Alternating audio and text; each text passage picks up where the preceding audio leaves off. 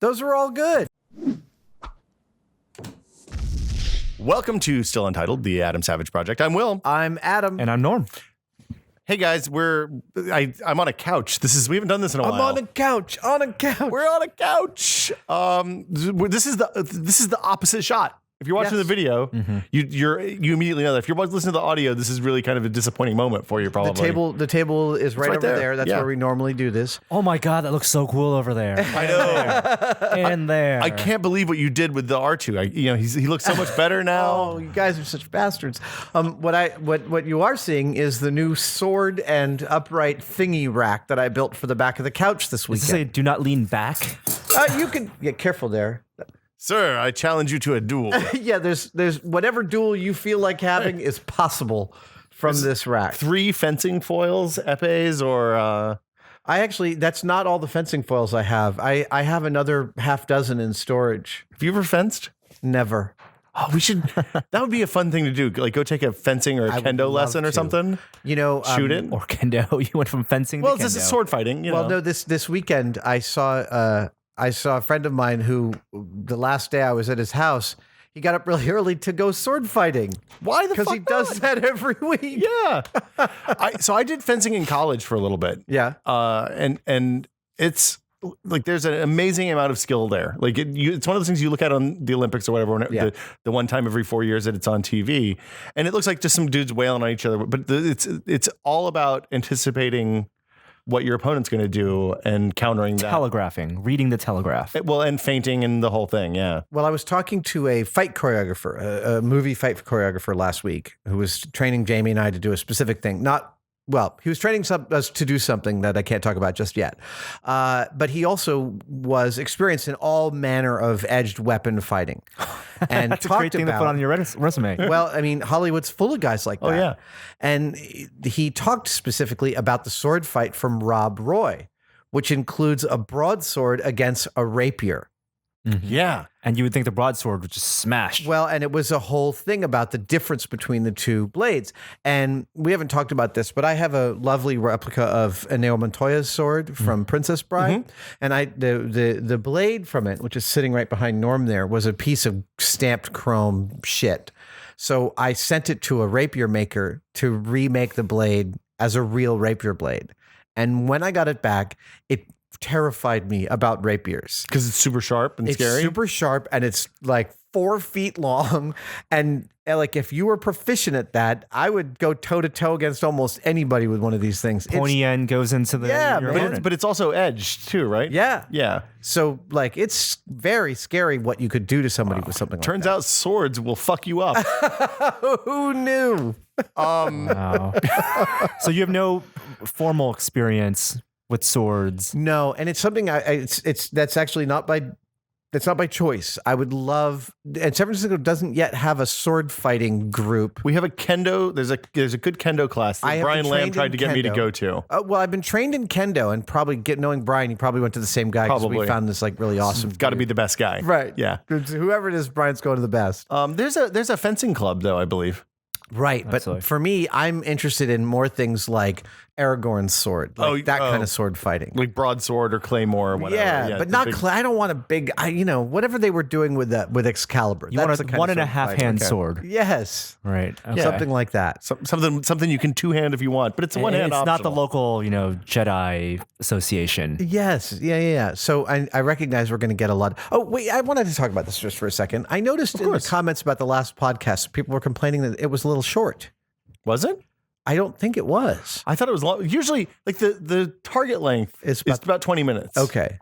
I mean, we haven't. I don't think we've ever hit. We haven't hit as low as 20. We haven't hit that in a while. The whole idea of a target length for a podcast in itself it makes no real sense. Right. But I noted that in the comments on the site, someone was like, "Oh, they're doing really short podcasts lately," and I was like, "Right." That may have been. Sometimes people get confused too, because the other podcast that Norm and I do on Tested is super long. It's like a 2 or 3 hour spectacular. I see. Where we just kind of talk about everything that's happened in the technology world and also things that are of interest. Mm-hmm.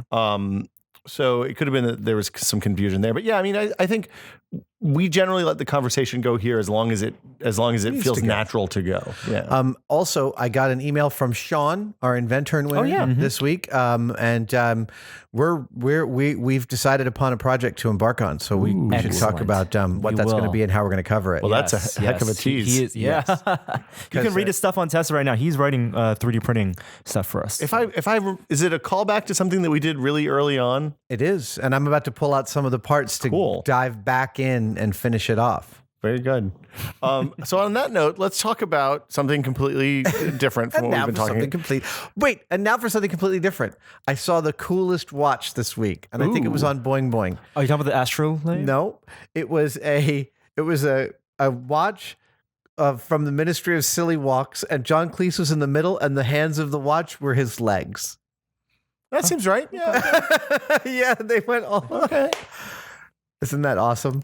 John Cleese is awesome in general. I think that Cleese hasn't touched anything except for maybe that last James Bond movie he was in that wasn't awesome. When he played Q? When he played Q. Because he was English. Yeah.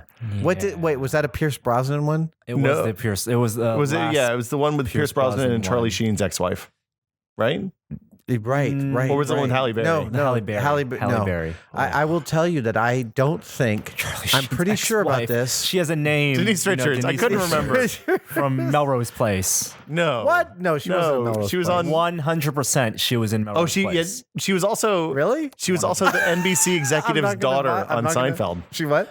The one that Costanza hit on. She was the NBC executive's daughter on Seinfeld. Enjoying the view from Starship Costanza? Troopers.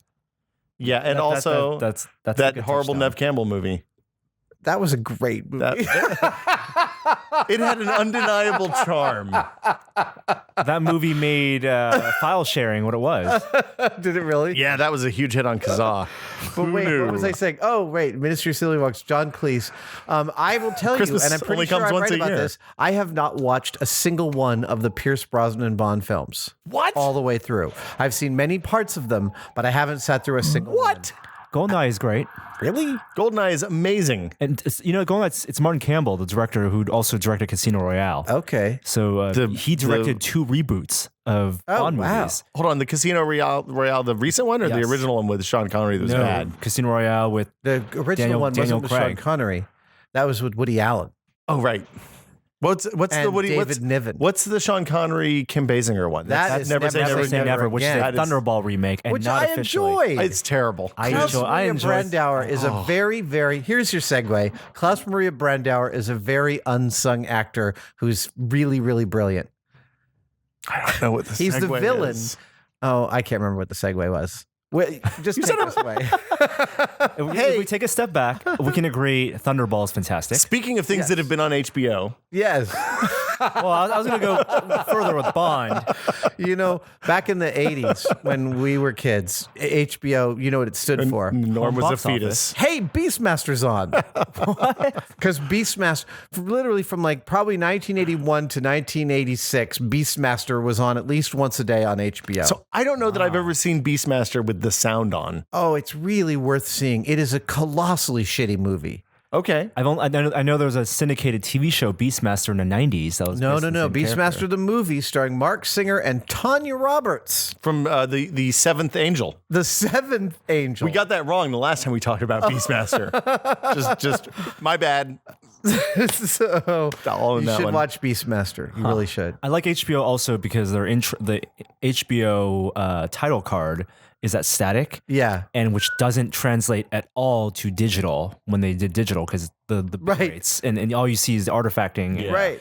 But in analog, it's perfect. You have the static. Right. Yeah. So speaking of things that are on HBO, the were. 3rd season of Girls started. Yeah. You know what? Have you watched it yet? No. I don't think Will said that seriously. No, because I eagerly watched the first 2 episodes, and I have to say it felt like Girls dropped off a cliff to me. I Like kind of thought that pedaling toward in place. the end of last season because I like that's not we didn't intend to come here and trash talk Girls.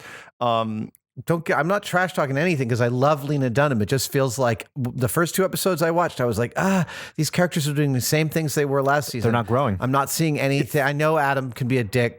I don't want to keep watching him be a dick for a couple whole episodes. It's the Kevin Smith problem. like now they're wildly successful beyond their all imagining. So how do they write about the schlubs in New Jersey? Yeah, I know. So I'm not sure that. Well, yeah, that's an interesting and open question. I think that the dramatic arc of Girls might have been more fitting to the BBC than to American cable, where it's an endless series of seasons. Now that's great because there is a trend now for series in America where the writer can write just one season. Yes. Because television is a writer's medium, as Vince Gilligan and There's the segue. There it is. It's the perfect segue. It's beautiful. I knew we would get Nice to it job, at some Chan. point. So, Norm for is the only one example- with his eye on the ball here today. So we're going to talk about for example, on the American Horror Story is an anthology series. And what is it? What does anthology series mean? And Norm? so it means that the first season it's self-contained unit, tells one story beginning to end, and the second season, while they may bring an actor or an actress back like Jessica Lange, it is a completely separate story but with the same theme. Okay. And so you kind of know what to kind of expect, but then the writers have free reign and they're not tethered to Right. existing characters. And maybe it's in one universe or something. So it's like an anthology of short stories. Sure. Yes. Okay. Yes. And HBO now has its own anthology series, its new one that we've all watched at least an episode of, called True Detective. Yes, I watched it last night. Ooh, it's Great, fresh. because there was no new episode last night. No. Oh, during so Super there's Bowl. only one episode. No, there's there's- 3 episodes, there's but three. Okay. they skipped a week. I see. They took the Super Bowl off. I have. Sellouts. And the Super Bowl, that's the game with the pointy ball? You know, Jamie made that exact same Yeah, joke. you got that joke from me. Oh, I didn't know that. I can see that. When I was walking with him in Bakersfield or something, I was like, "Oh, it's Sunday." It's like, I'm sure people were watching football. I was like, "That's the one with the pointy ball." Yeah. I once said that in a Texas crowd. Oh, that didn't go well. They didn't like that joke. Yeah, well, you might as well tell them you're a Democrat. I figured they know that because I'm from San Francisco. It's assumed, I guess. I think it's Okay, so True Detective True Detectives. is Woody Harrelson and Matthew McConaughey, and they're Southern Louisiana state cops, basically state detectives. State detectives. And it seems like this is the story. I mean, the thing that they're setting up, I've only watched the first episode too. Norm has devoured all 3 of them. Gina and I watched the first episode, and we hardly ever roll straight into the second, marathon stuff, just because I like to stretch things out. And, the lesson I learned from John Hamm is that delayed gratification is much better than instant gratification. But we both looked at it and Just we're a like, question: how did John teach you that lesson? well, I watched a lot of Mad Men. I It was turns out that, gonna say. he likes to let That things was like build a over a long personal time. lesson. No, I didn't get a note from him. He also liked to stretch things out. Yeah, he does like to stretch things out. So That was really inappropriate. the long story short is that we were going to watch the next 2 episodes, and then I said, wait, let's see when the one after that's on, and we decided to hold off because we had a week. We watched it on Friday. Okay. We're like, okay, I'm in. Let's go. So, like all HBO shows still are right now, it's not the Netflix model. Netflix is the only one that I know so far who releases all the episodes them at all once, which is great. You watch them exactly when you want to. You don't Yeah. have to binge. It has changed internet water cooler culture a little bit. There's some 15-year-old kid who claims to have watched them faster. Oh yeah. I've watched them 8 times already. You fly over to New York to watch them and you get dropped earlier. I don't know. But let me I don't ask think that works that way. Let me ask a question about True Detective. So I watched the first episode, and towards the very end, there's a reveal of a murderer, or you start to see, we understand we the should- murderer is part of the plot. Are we gonna spoil this, or are we gonna I think not we spoil have to. this? I think we have to. Okay, spoil we it. have so we're gonna to. spoil the first I'm gonna spoil episode. it, but I want you not to tell me because here's what happened. My wife and I are watching it. We're getting further and further in, and then Matthew McConaughey McConaughey. says, and like most nightmares, this one ended with a monster, and you cut to a shot of this murderer.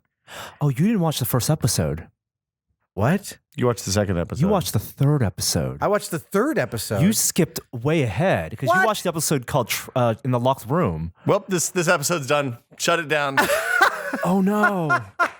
And you're talking about the guy with the gas mask. Oh shit! Really? I watched out of order. Oh no, Adam! Stop! This is the Netflix problem. Oh, that writ first large. episode is so good. You have to go back. I'm gonna go crazy. You're gonna have to go drink yourself absolutely silly. Shit. What we can still air this, right? We are we'll absolutely still gonna air say this. Okay. So this is fascinating now because my question to you is: did it make sense at all? Yes. Watching the Oh, third I episode. had no problem jumping in. Wow, that's good writing. I had no problem jumping in. I will say, Woody Harrelson is wonderful. He's always good. He's always really good.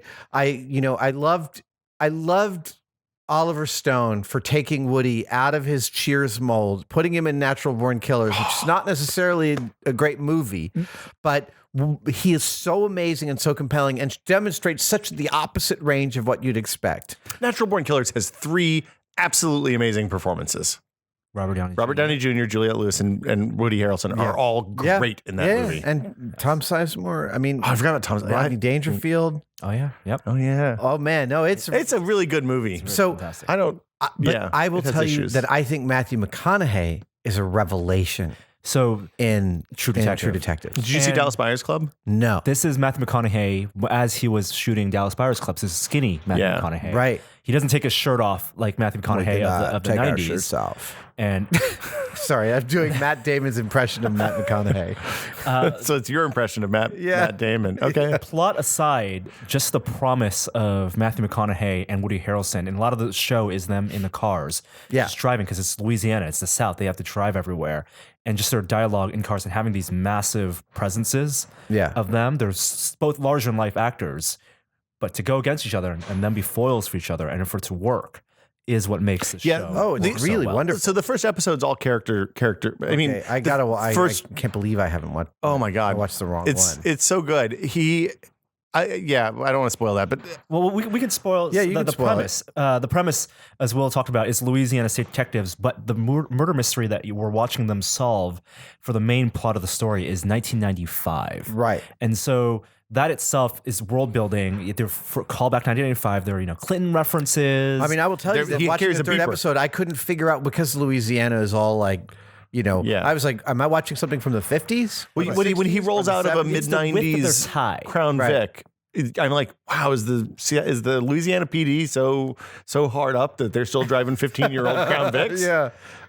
So they first meet in 1995 as to become partners in Louisiana, but the show is also framed in 2012 interviews with where they have become in 2012, which for And the at 2012 detectives never speak. No, they do. They do. Oh, do they? They Because in do. the third episode, they don't say a word at all. They don't come in until you're not even sure what the when you see the modern Harrelson. Yeah. They set him up first, I think, and you're not sure what his backstory is at that point. What's happened in between now and this previous time. And same with Matthew McConaughey. Well, Matthew McConaughey, you know that something bad has happened to him because he looks like a strung out hillbilly. Yes. Texas redneck. So brilliant. And he has this moment where you see what's his name from Dazed and Confused come back, like you see, which is That was guy it? the same age. He says it's afternoon on a Thursday, which means it's time for me to start drinking, and he sends him out to get beer in the police interview, and then you like as that whole episode develops, you realize that there's more to the interview that's happening with them than otherwise, and there's Southern corruption and the whole thing. It's really good. Oh, interesting. You're watching the mystery unfold in 1995 flashbacks. Right. Which is the telling that Woody Harrelson and Matthew McConaughey are telling these new detectives that you talked about in 2012. So there's a little bit of there could be a lying narrator aspect to this because it's the Unreliable narrator. Right. So, and you also, while you watch this mystery unfold and get resolved, theoretically, you also find out how they got to be where they got to be in 2012. Right. Because there's another mystery happening in that present moment. It was the fall of a good man. Fascinating. Yeah. I'm totally fascinated. I mean, I'm riveted. What I was going to say was at the end of this episode, and I won't spoil it for you, Will, because actually what I described, I turned it off immediately because I didn't want to deal with what I thought I was about to see. Really? It felt like, okay, so we're inculcating my boys with some really good old movies, and they've watched a good portion of Fincher, and I thought it was time they should watch Seven. I mean, it's really gruesome, but they like the horror movies. They could totally take it, and they totally loved it. Loved it. I mean, was really great to sit and watch their reaction when, Yeah. Seven is pop Fincher thriller at his perfect moment. You have to introduce your kids to Seven before Zodiac, because Zodiac you need to have digested Fincher. Yes. But Zodiac is the movie he wanted to make. Oh, it's so good. So I had to leave during part of 7. And it was during the lust portion. I'd leave because I just didn't even want to think And hear that story. and hear that story again and sit through that. And the actors are all so good. And so I got to the end of True Detectives. Wait, what was the other thing that we watched that was really? Oh, right, we watched Top of the Lake. My wife and I finished all 7 episodes of Top of the Lake, which is Jane Campion's series starring Elizabeth Moss from Mad Men. Yeah. And it's phenomenal. It's really beautiful. It is gorgeously shot, gorgeously acted. Holly Hunter's incredible in it. And Jane Campion is truly one of the world's great directors. The plot falls apart to such a degree. And the first 3 episodes, you're like, what's going on? And then the last 4, you're like, it slowly gets worse and worse, and there's some. You're like, what is going on? I mean, really, it's made me mad. Would the characters start being dumb? The characters start being dumb, and actually, well, also at the end is some really gruesome shit. Some just stuff that I didn't want to. I find my capacity for that has decreased dramatically as I've gotten older. Doesn't it? Or no, I just remember somebody writing to me after Silence of the Lambs came out, and they were like, "No, I thought it was fine. I just don't know why someone needed to conjure that stuff up and put it down on paper and then on film." And I get that sometimes of like, I just don't want to think about the things that happen on SVU. This sounds but without the way worse filter and more of graphic. network television. But you know what? Well, my wife and I have a joke that within every episode, it was like, in House, someone has to cough up blood by the end of Act 4. Yeah. Someone's spitting up blood at Act 4. Chekhov's bloody mucus. Not a single episode of Law & Order SVU occurs without the words vaginal tearing. I'm really convinced that they occur in every single or episode. rape kit. Yeah. And that's the premise. Special victims is the euphemism, is the terrible euphemism now. Yeah. But this is why I don't watch procedurals. Wait, what's the euphemism? Well, special victims. Right. Yeah. Yeah. I mean, that's the PG, the Dick Wolf way to talk about that topic. In True Detective, that stuff. And I don't know if it's in the episode you watched, but there was some Fincher-esque montage where you see a lot of photos and stuff. Well, I thought the credits are amazing. And T-Bone Burnett did the music. The opening credits. Oh The my credits God. are incredible and beautifully done. The landscape of Louisiana, the cityscapes. I'm sure you guys have both seen in the episodes you've watched just the beautiful tracking shots of cars driving across, and they must for production they must have went helicopter shots. Let's just spend 2 weeks doing shots across Louisiana. Okay, you're going to drive from left to right. We're going to drive this way. We're going to shot overhead. Amazing. Did they shoot? What did they shoot this on? Do we know? It's digital. Well, I know it's digital, but is it like FS 700s or is it? I don't know. That's a good SLRs or Reds? I'll look it up. Yeah. But the opening credits, which are incredible composites of faces and the landscape. It's like silhouettes of their faces with shots of Louisiana against it. And there's particularly one shot where you have some character, I don't know if they've revealed this character yet in the show, but it's like the highways, Bakar's face, and it looks like snakes twisting, wrapping around his face. The show is this, like television shows, a writer's medium. It's the vision of one writer. And he wrote all 8 episodes. I believe. Really? There's only I thought there's 10 or 10 episodes of the season. He's the showrunner, lead writer, and so it's not like one of those shows like when you talk to Vince Gilligan. They did at writer's room. They had their plot points and made their stuff 8 episodes on their flashcards, and then sent out the flashcards to writers to flesh the episodes out. It was his from beginning to end. And you can kind of see that in the no scene in True Detective has been fillers thus far. Oh gosh, no. Every scene has very specific purpose. Sometimes the scenes are not very subtle. It is a writer-friendly show. There are monologues, long monologues. Well, but that's a part of the framework story mechanism usually, and right? I'll just say, I mean, I've never seen McConaughey better, quieter, more contemplative, more riveting. I mean, did you see Mud? No. So I haven't watched Mud yet either, but everybody said Mud was phenomenal, and that was the start of this McConaughey renaissance. He and his character in the show is the most cynical, nihilistic bastard ever, and it is. I can't imagine someone being more fun to write and create. Well, his monologue, and I won't spoil this, but he's got a beautiful monologue in the episode I watched about what it does to you to stare at thousands of crime scene photographs, what you see in the faces.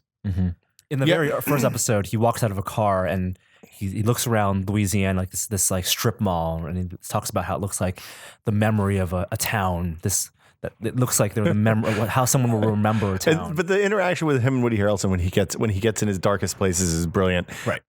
The thing in the first episode, you're introduced to the first crime scene, and they cut immediately to Woody Harrelson going home to his wife, who is played, I think, by Bridget Moynihan. Is that right? Or Michelle Monaghan. I always mix them up. Terrific. And I just looked over to Gina. I was like, I don't know how you come home, and have a normal home life after being exposed to like horrors on a daily basis. And the point of the show is that he doesn't. I haven't gotten that far yet. So we'll see.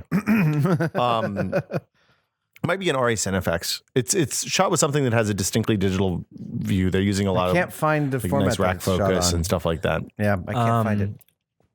Regardless, it's only been 3 episodes so far as of when we're recording this, and with 8 episodes, five more episodes. I mean, it doesn't feel rushed, but it's also not moving at like a 24 episode Glacier's pace. Right. You're in 8 hours. Well, that was always the problem with 24 is that they had a good 10 hours of content and had 24 hours to fill. Yeah. Did Kiefer ever sleep in any of them? Like sleep for He a did. whole 6 weeks? He did. Really? Totally. Nobody ever poops though. Really? No pooping in 24. CTU doesn't have a bathroom, it turns out. He even had They're sex. like a gas station on 5. Exactly. Nope, Yeah. sorry. Customer employees only. Can't help you. I think that'll do it. We'll have to revisit after the season's over and talk about True Detective We again. totally will. 'Cause- And I will watch the episodes in order this time. I'm going to go ahead and tell you that pilot is probably the strongest pilot I've ever seen. Wow. Like it holds up at or I guess it's not a pilot because I'm sure that they had the whole show ready to go before they shot it, but it holds up as a story on its own. It left me wanting more at a level which I don't usually feel with hour-long TV dramas. Yeah. And it was absolutely gorgeous. So Okay, I'm totally psyched. and I guess that'll do it for us this week. As always, if you want to find out more, we have stuff on tested.com. We launched premium memberships a few months ago. Yes. People were posting regular premium content for you guys, which means video. Just to be clear, we have so far recorded a commentary of the movie AI with the 3 of us sitting and talking over the movie, ruining the movie. We called it Totally Unauthorized Commentary, but I think really what we did was ruin the movie in the most wonderful way possible. I think we've got to do it again. Yes, soon. We have a lot of options. We talked about doing Brazil. Brazil. Have you seen the trailer for Zero Theorem? Oh my God, it looks so good. I haven't. the movie. Oh. We'll. I think we should watch that after this podcast before we do the next podcast. Okay. And that'll do it for us this week. If you want to find out Thanks, about that guys. stuff, go to tested.com/premium, I think is the URL. Anyway, see you guys later. Bye. This podcast was too short.